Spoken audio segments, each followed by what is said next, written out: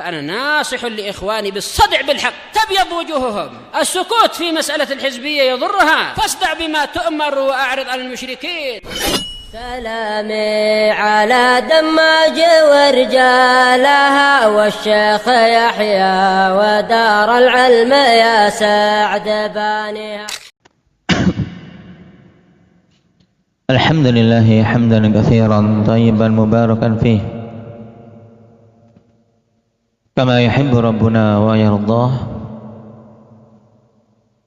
أشهد أن لا إله إلا الله وحده لا شريك له، وأشهد أن محمدا عبده ورسوله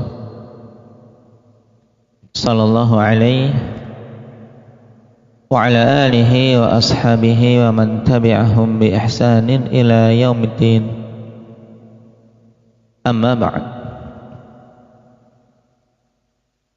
ikhwanil kiram rahimani wa rahimakumullah. Alhamdulillah, pada pertemuan yang lalu kita telah membahas fasal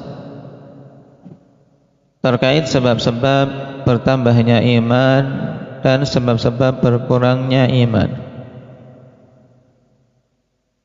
Nah, terkait sebab-sebab berkurangnya iman apa saja hendak ya mujahidkum?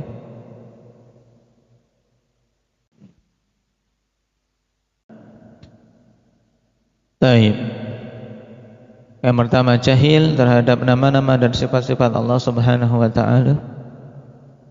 Kemudian yang kedua, berpaling dan tidak mau tafakkur terhadap ayat-ayat Allah Subhanahu wa taala, baik ayat-ayat syar'iyyah maupun kauniyah. Kemudian sebab yang ketiga, melakukan perbuatan-perbuatan maksiat. Dan sebab yang keempat, yaitu dengan meninggalkan amalan-amalan ketaatan. Nah, terkait meninggalkan amalan ketaatan, kemarin kita ketahui terbagi menjadi dua. Apa itu, Ilhan?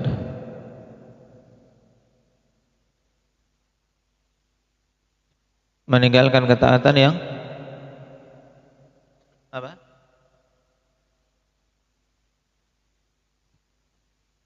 Taib, bagaimana itu?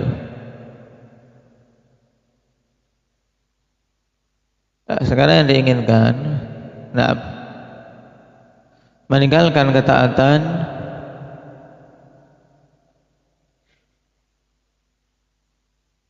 taib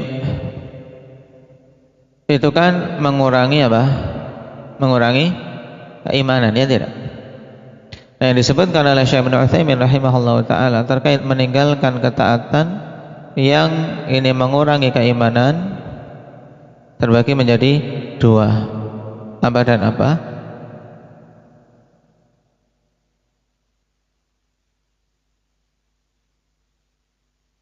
Nah, jenis meninggalkan ketaatan yang dihukum, yang dikenakan dosa.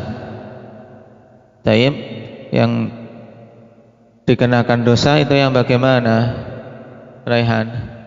Meninggalkan ketaatan yang bagaimana? Yang dikenakan dosa. Berarti meninggalkan ketaatan yang sifatnya wajib tanpa ada uzur. Nah, tanpa ada uzur. Kemudian jenis yang kedua, Pak Muhammad,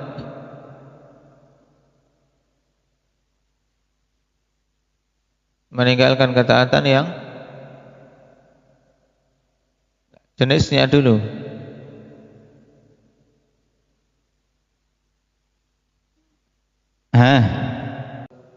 Nah, meninggalkan ketaatan yang tidak dikenakan dosa, tidak mendapatkan hukuman atasnya.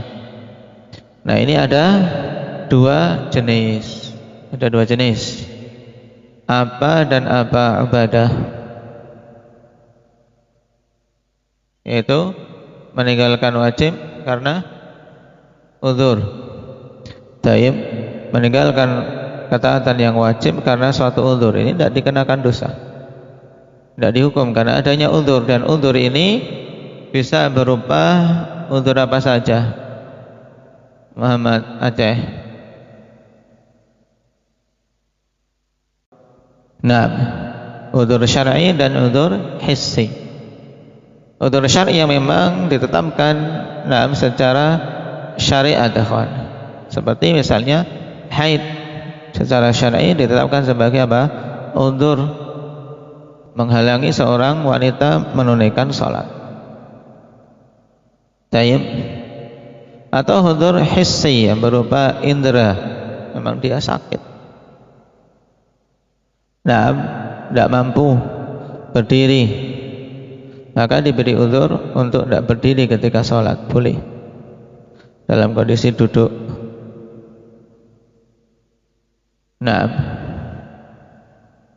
Kemudian itu jenis yang pertama dari apa? Meninggalkan ketaatan yang tidak dikenakan dosa, yaitu ketika meninggalkan yang wajib karena suatu uzur, baik itu syar'i ataupun hissi. Yang kedua, Abdul Hafid, meninggalkan ketaatan yang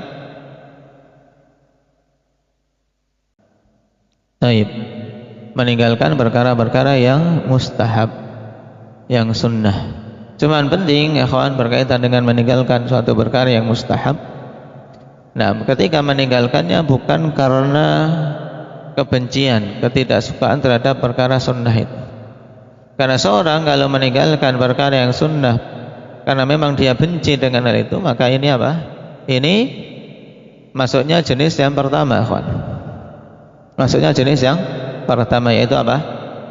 Dihukum. Karena Nabi SAW ancam, man raghiba an sunnati falaysa minni. Siapa saja yang membenci sunnahku bukan termasuk golonganku. Berarti tidak boleh membenci sunnah Nabi SAW, walaupun pada beberapa keadaan dia terkadang tidak menunaikannya dari hal-hal yang sifatnya mustahab. Karena sunnati mencakup semua yang datang dari Nabi SAW, baik yang wajib maupun yang mustahab. Tidak boleh kita membencinya. Ini harus dibedakan.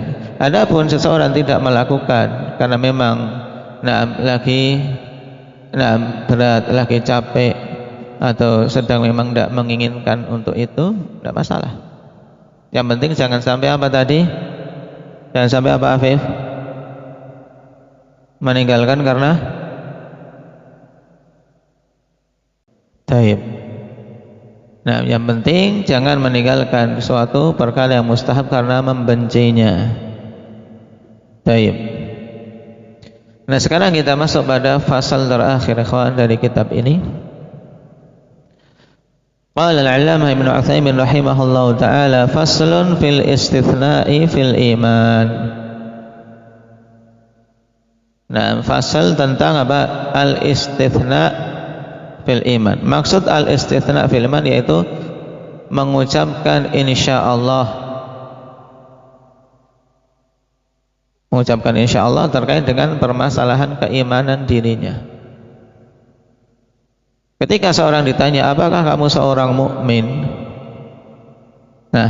Di sini boleh tidak dia mengucapkan ana mukminun insyaallah. Aku ini seorang mukmin insyaallah. Ini yang dimaksud dengan permasalahan apa? Al-istitsna fil iman. Baik. Qala al-istithna'u fil iman an yaqula ana mu'minun insyaallah. Baik. Yang dimaksud dengan istitsna dalam perkara iman yaitu seorang mengatakan ana mu'minun insyaallah. Aku seorang mukmin insyaallah. Dan perkara ini, akhwan, terasa perkara yang diperbincangkan setelah berakhirnya masa sahabat. Para sahabat radhiyallahu alaihim dulu tidak pernah memperbincangkan tentang hal ini. Baik.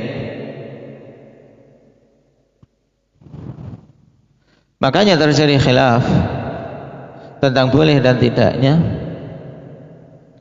Dikatakan oleh Syekh rahimahullahu taala, wa qad ikhtalafa an-nasu fihi ala thalathati aqwal. Dan manusia telah berselisih pada perkara ini dan terbagi menjadi 3 pendapat. Nah, terbagi menjadi 3 pendapat. Al-qaul awal tahrimul istitsna. Pendapat yang pertama, haramnya mengucapkan insyaallah tadi. Wa huwa qaulul murji'ati wal jahmiyati wa nahwihim, dan ini adalah pendapat murji'ah, jahmiyah dan yang semisal dengan mereka. Alasannya apa kok tidak boleh mengucapkan insyaallah ketika dia mengakui keimanannya? Wa ma'khadhu hadzal qaul anna al-imana syai'un wahid ya'lamuhu al-insanu min nafsihi wa huwa tasdiqul ladzi fil qalbi. Ya, alasan pendapat ini ikhwan, bahwasanya keimanan menurut mereka adalah apa? Syai'un wahid, sesuatu yang satu, yang manusia itu sendiri mengetahui pada dirinya, yang berupa apa? Pembenaran di dalam hatinya. Apakah dia membenarkan dalam hati? Tentunya orang itu tahu. Ya tidak? Mubadah. Ketika engkau membenarkan atau mengingkari suatu hal di hatimu, tahu tidak kamu? Tahu. Nah, menurut Murji'ah, karena iman itu hanya sekedar perkara itu, wa idza statsna fihi kana dalilan ala syakki, jika dia mengucapkan insyaallah, ini menunjukkan tentang keraguan-raguannya. Lawang kamu sendiri yang tahu keadaan hatimu, membenarkan atau mendustakan, kok mengucapkan insyaallah, ini menunjukkan apa? Menunjukkan kau ragu-ragu. Tayyib. Walidzalika kanu yusammuna alladziina yastathnuna fil iman syukkakan. Tempat saya diharokati dengan dhammah, teman kalian harokati dengan apa? Syukkakan. Tayyib.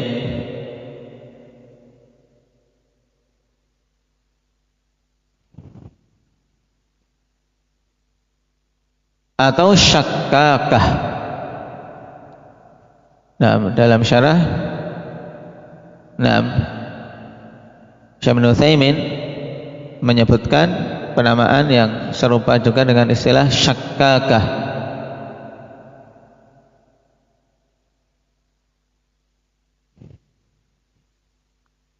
Orang-orang yang ragu.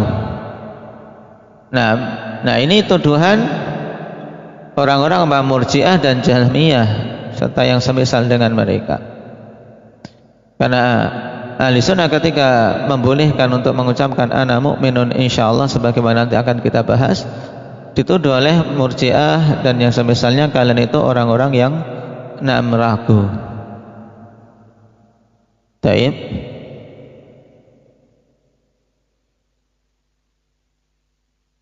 Bahkan untuk kelompok ini akhwan, ada yang pengharamannya sampai tingkatan parah, yaitu menuduh kafir orang yang mengatakan ana mu'minun insyaallah. Ketika ditanya, anta mu'min, kamu ini seorang mukmin, kemudian dijawab insyaallah. Dengan ucapan insyaallah ini menurut golongan pertama yang hulu, dihukumi apa? Kafir. Kenapa? Karena ragu, padahal iman tidak boleh ada keraguan padanya. Cuman nanti akan kita katakan bahwasanya ahli sunnah ketika mengatakan insyaallah dalam masalah ini bukan karena ragu. Taib. Al-qaulu tsani, pendapat yang kedua, wujubul istitsna, wajibnya mengucapkan insyaallah. Berarti apa? Kebalikan pendapat yang pertama. Wa hadzal qaulu lahu ma'khadhan, dan pendapat ini memiliki 2 alasan. Al-awwal anna al-imana huwa ma mata al-insanu alaihi, fal insan innama yakunu mu'minan wa kafiran bihasabil wafah, wa hadza syai'un mustaqbalun ghairu ma'lum. Alasan yang pertama, iman itu kan perkara yang seorang manusia mati di atasnya. Makanya mati di atas keimanan merupakan anugerah dari Allah Subhanahu wa taala. Karena itulah dulu sebagian salaf ketika diberitahu tentang kematian ikhwan, kematian saudara, bertanya, apakah mati di atas Islam dan sunnah? Kalau dia mati di atas Islam dan sunnah, tidak perlu bersedih. Nah, tidak perlu bersedih. Nah, ketika saudara kita mati di atas dua hal ini, di atas Islam dan sunnah, karena itu adalah pemuliaan Allah untuknya. Sebagaimana kata Imam Ahmad rahimahullahu ta'ala, man mata alal islami wa sunnah faqad mata alal khairi kulli. Siapa saja mati di atas Islam dan sunnah, maka sungguh dia telah mati di atas semua kebaikan. Nah, berhubung kita tidak tahu ya kan, wafatnya itu di atas apa? Nah, jadi menurut pendapat ini, manusia itu hanyalah dikatakan mukmin dan kafir itu berdasarkan kematiannya. Penutup hidupnya itu dengan apa? Dan ini perkara yang mustakbal, perkara yang akan datang yang tidak diketahui. Kita tidak tahu bagaimana esok hari. Fala yajuzul jazmu bihi, sehingga tidak boleh untuk memastikan, mengatakan anak mukmin, ya belum tentu. Naam dia mati di atas keimanan, belum tahu. Maka ini alasannya berarti harus mengucapkan apa? Insyaallah. Baik, ini alasan pendapat kedua. Wa hadza ma'khadhu katsirin minal mutaakhirin minal kullabiyah wa ghairihim. Nah, dan ini adalah apa? Alasan mayoritas atau alasan banyak dari kalangan mutaakhirin madhab kullabiyah dan selain mereka. Baik. Lakinna hadzal ma'khadha lam yu'lam anna ahadan minas salafi 'allala bih. Akan tapi sayang, alasan ini tidak diketahui seorang pun dari para salaf beralasan dengannya. Wa inna ma kanu yu'alliluna bil ma'khadits tsani. Hanyalah para salaf dulu mereka memberikan alasan dengan apa? Dengan alasan yang kedua. Apa itu alasan yang kedua? Wa huwa annal imanal mutlaqa yatadammanu fi'la jami'il ma'murat wa tarka jami'il mahdhurat. Yaitu bahwasanya iman yang mutlak. Nah, ini harus kalian bedakan ya kawan. Ada dua istilah, al-imanul mutlak dan mutlakul iman. Bedanya apa Hudzaifah? Dulu pernah kita lewati. Al-imanul mutlak dan mutlakul iman. Cuman apa? Dibolak-balik. Tapi maknanya berbeda. Antum harus bisa membedakan. Al-imanul mutlak maksudnya? Nah, al-imanul kamil, yaitu iman yang sempurna. Ini diistilahkan dengan apa? Al-iman al-mutlak, keimanan yang sempurna. Adapun mutlakul iman maksudnya apa? Nah, ini dipahami ya kawan. Jadi mutlakul iman yaitu maksudnya apa? Yaitu kadar minimal adanya keimanan pada seseorang. Itu mutlakul iman. Baik, adanya keimanan yang apa? Paling minimal. Jadi istilah ini walaupun lafadznya ikhwan mutlak dan iman sama, cuman apa? Di balik susunannya memiliki makna yang berbeda sangat jauh. Nah, berarti untuk alasan kedua ini mereka mengatakan keimanan yang sempurna itu terkandung di dalamnya apa? Penunaian semua perkara yang diperintahkan dan meninggalkan semua perkara yang dilarang. Wa hadza la yajzimu bihil insanu min nafsi, dan ini seseorang tidak akan mungkin bisa memastikan pada dirinya, ya tidak? Apa kamu bisa pastikan, Wib? Sudah melakukan semua perintah? Belum. Kalau toh perintah sudah dilakukan, belum tentu kita melakukan sesuai dengan yang dikehendaki, ya tidak? Demikian pula dalam masalah meninggalkan larangan, apakah engkau sudah yakin dirimu meninggalkan semua larangan? Tentunya seorang tidak bisa memastikan dirinya. Nah, walau jazama lakana qad zakka nafsah. Seandainya dia memastikan dirinya hal tersebut, berarti dia telah mentazkiyah diri sendiri. Nah, dengan mengatakan aku sungguh telah melakukan semua perintah-perintah dan meninggalkan semua larangan-larangan. Padahal Allah telah mengatakan fala tuzakku anfusakum, jangan kalian mentazkiyah diri kalian sendiri. Nah, mengklaim dirinya sudah menunaikan semuanya, ini tidak boleh. Nah, ketika keadaannya seperti ini, wa syahida laha bi annahu minal muttaqin al abrar, wa kana yanbaghi ala hadha an yashhada li nafsihi bi annahu min ahli al jannah, wa hadhihi lawazimu mumtani'ah.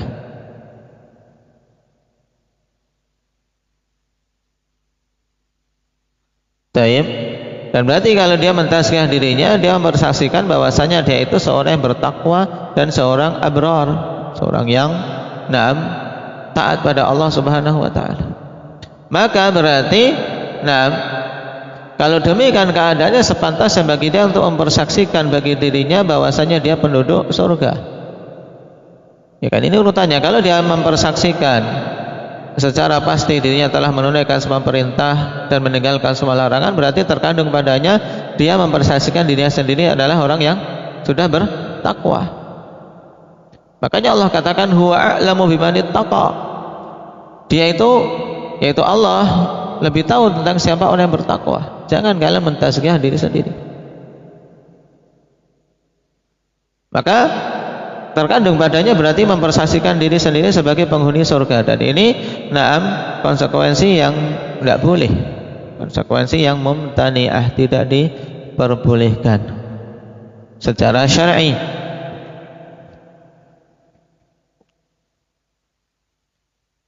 Ini alasan yang kedua, ikhwan. Kenapa kok mereka mewajibkan harus mengucapkan apa?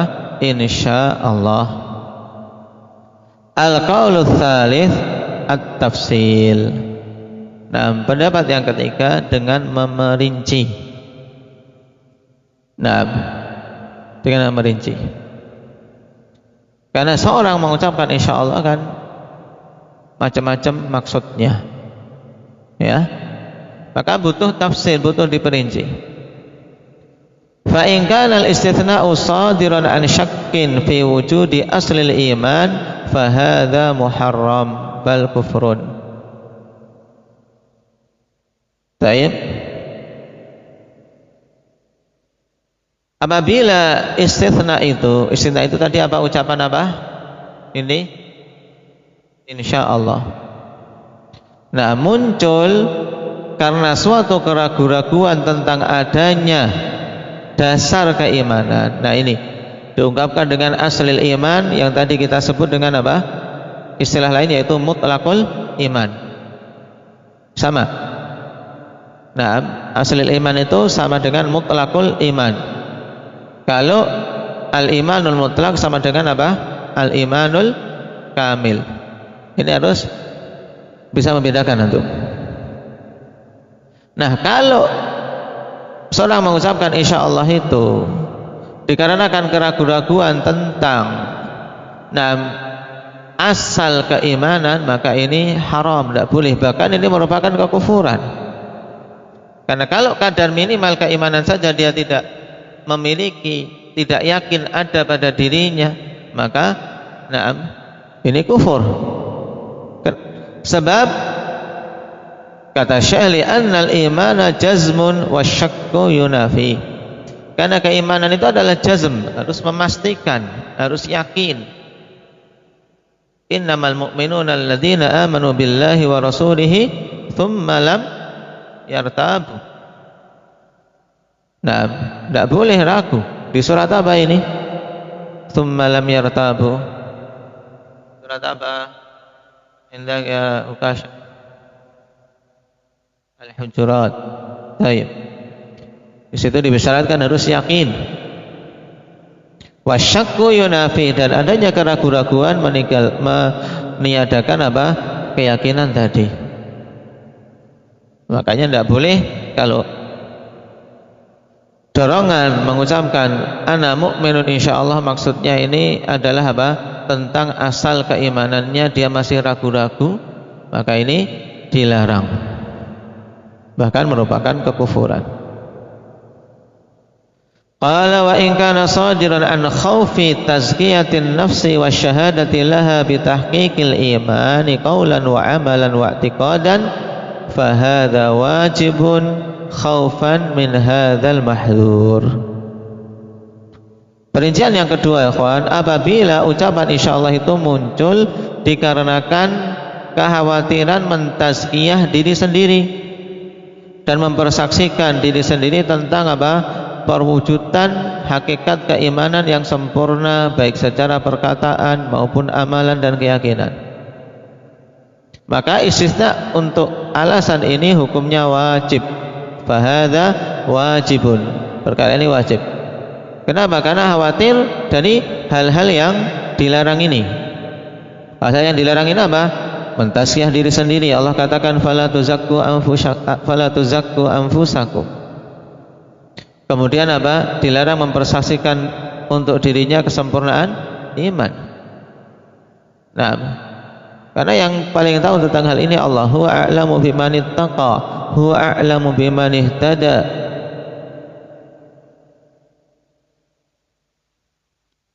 Sehingga wajib mengucapkan insyaallah dengan apa? Alasan ini. Kemudian yang ketiga, wa in kana al-maqsudu minal istitsna'i at-tabarruku bi dzikril masyiah aw bayan at-ta'lil wa anna maqama bi qalbihi minal imani bi masyiatillahi fa hadza jaizun. Nah, perincian ketiga bagus diperhatikan ini. Jika dimaksudkan dengan apa? Pengucapan insyaallah itu adalah tabarruk. Tabarruk itu apa? Ibrar, mengharapkan keberkahan dengan menyebutkan masyiah, dengan menyebutkan kehendak Allah. Naam. Au bayan ta'lil, atau dia maksudkan dengan mengucapkan insyaallah untuk menjelaskan alasan bahwasanya apa yang ada di hatinya berupa keimanan itu semata-mata dengan kehendak dari Allah. Maka ini boleh hukum. Nah, jadi perincian ketiga perhatikan ini. Ya, perincian ketiga ini yang hukumnya boleh. Yang pertama hukumnya apa? Haram bahkan kufur, ya kan? Yang kedua hukumnya wajib. Yang ketiga hukumnya boleh apabila apa? Ucapan insyaallah itu niatannya untuk tabarruk dengan menyebutkan masyiah Allah. Nah, dengan menyebutkan apa? Kehendak Allah. Karena semuanya memang terjadi dengan kehendak Allah.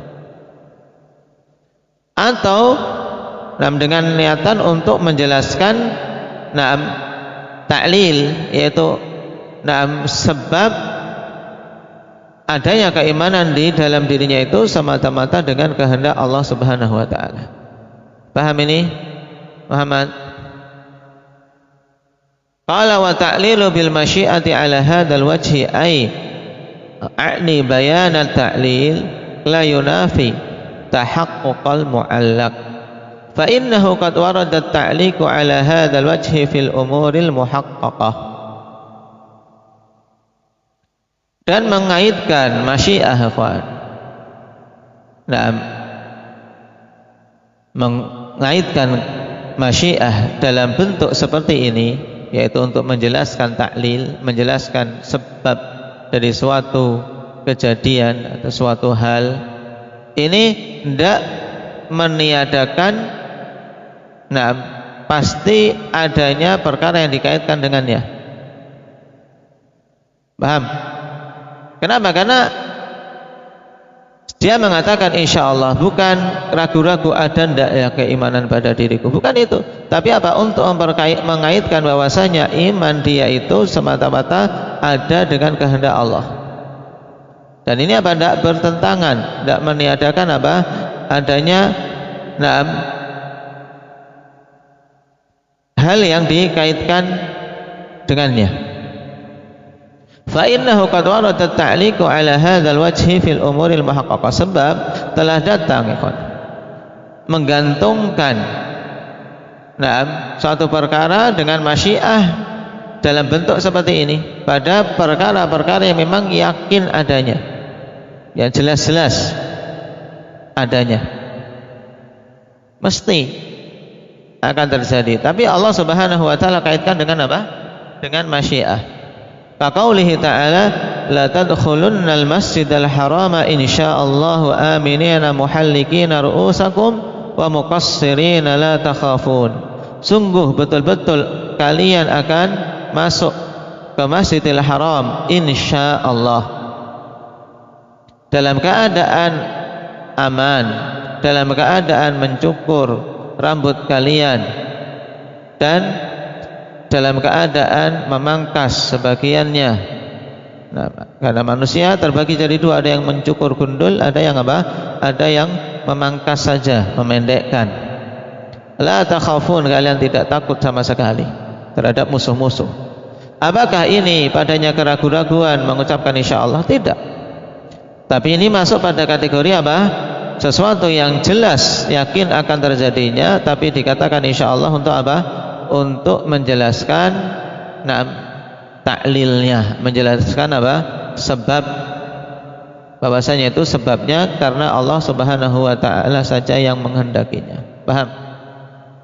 Karena ini yakin khabar dari Allah Subhanahu wa taala. Masuknya Rasul sallallahu alaihi wasallam dan para sahabat ke Mekah, Masjidil Haram, ini sesuatu yang yakin. Dan muhaqqaq telah terjadi untuk apa kalau kita baca saat ini.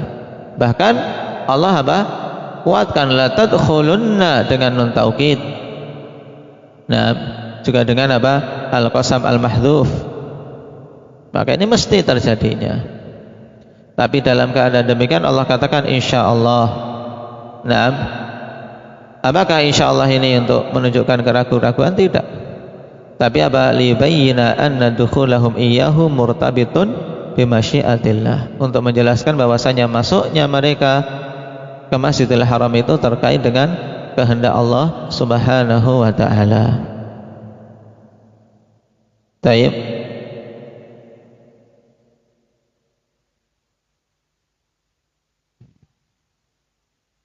Nah, contoh yang seperti ini juga ikhwan, disebutkan dalam kisah Syekhul Islam Ibnu Taimiyah rahimahullahu taala, ya kan. Ketika menghadapi musuh pasukan Tartar. Beliau menyatakan bahwasanya akan menang.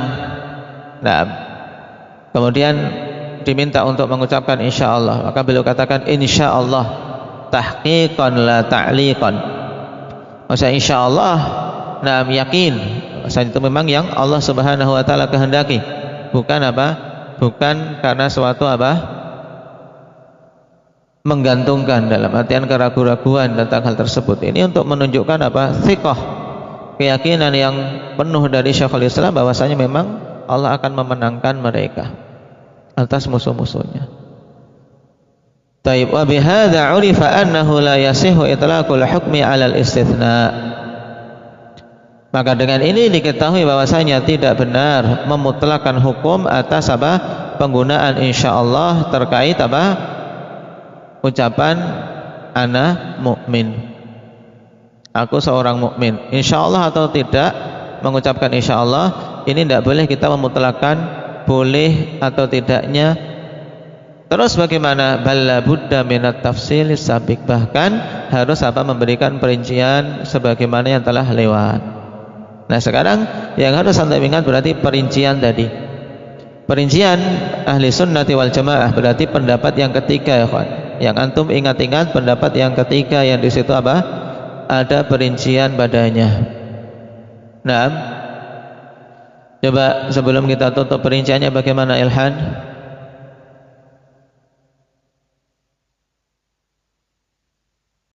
Nah, yaitu 3 perincian hukum, akhwan. Mudahnya ya, berarti kalau kita ditanya apa hukum istithna dalam masalah iman, maka kita katakan apa? Hukumnya ada 3 perincian. Yang hukumnya haram apabila dia ucapkan insyaallah pada masalah imannya itu dikarenakan keraguan-raguan tentang adanya asal keimanan. Maka ini apa? Haram. Merupakan bentuk kekufuran bahkan. Kenapa? Iman harus yakin, tidak boleh ragu-ragu. Yang kedua, hukumnya wajib mengucapkan ana mu'minun insyaallah. Ya. Apabila niatannya atau ucapan ini muncul karena rasa takut dari mentazkiyah diri sendiri, rasa takut dari mempersaksikan adanya kesempurnaan iman pada dirinya. Nah, karena yang demikian tentunya tidak boleh, berarti wajib untuk mengucapkan insyaallah. Kemudian yang ketiga, hukumnya boleh, jaiz atau mubah apabila maksud mengucapkan insyaallah itu adalah untuk apa tadi Afif? Tabarruk. Nah, atau untuk menjelaskan sebab adanya keimanan pada dirinya itu semata-mata dengan kehendak dari Allah Subhanahu wa taala. Nah, ini 3 hukum perincian yang mudah kawan yang dipaparkan oleh Syekh Ibnu Utsaimin rahimahullahu taala, dan inilah pendapat ahli sunnati wal jamaah. Jadi mereka tidak mengatakan haram secara mutlak, tidak pula membolehkan secara mutlak, tapi apa? Memerinci sesuai dengan niatan seorang mengatakan itu apa. Baik, barakallahu fikum. Berarti dengan ini kita selesai dari pembahasan risalah Fathur Rabbil Bariyah bi Talkhisil Hamawiyah. Ringkas ikhwan dari kitab yang lumayan sulit untuk dipelajari, dipaparkan dan diringkas oleh Syekh Ibnu Utsaimin rahimahullahu taala dalam bentuk yang sangat lugas ini, sangat mudah ini, termasuk paparan atau cara metode yang dibawakan oleh Syekh Ibnu Utsaimin rahimahullahu taala. Dan itu memang termasuk di antara keutamaan dan keunggulan yang Allah Subhanahu wa taala berikan kepada beliau rahimahullah. Baik. Qala bihadza 'urifa annahu la yasihu itlaqul hukmi 'ala al-istithna bal la budda min at-tafsil as-sabiq wallahu a'lam wa sallallahu ala nabiyyina Muhammadin wa ala alihi wa sahbihi wa sallam. Hurrira fi tsamin min Dzulqa'dah sanah 1380. Ya, ini telah ditulis selesai pada 8 Dzulqa'dah tahun 1380 Hijriah. Dan kita alhamdulillah menyelesaikan pembahasan kitab ini pada hari apa ini? Hari Senin. 28 Sya'ban tahun 1444 Hijriah. Walhamdulillahilladzi bi ni'matihi tatimmus shalihat. Semoga Allah Subhanahu wa taala berikan kemanfaatan pada apa-apa yang kita pelajari. Karena ilmu tentang akidah ini ikhwan, tentang nama-nama dan sifat-sifat Allah, termasuk di antara seagung-agung ilmu. Maka antum hendaknya terus-menerus jangan sampai ada waktu di mana kita tidak mengambil bagian untuk mempelajari perkara akidah, perkara keimanan. Nasallallahu azza wa jalla at-taufiq lima yuhibbuhu wa yardah. Wa nas'aluhu subhanahu an yarzuqana ilman nafi'a. Subhanakallahumma bihamdik asyhadu an la ilaha illa anta astaghfiruka wa atubu ilaik.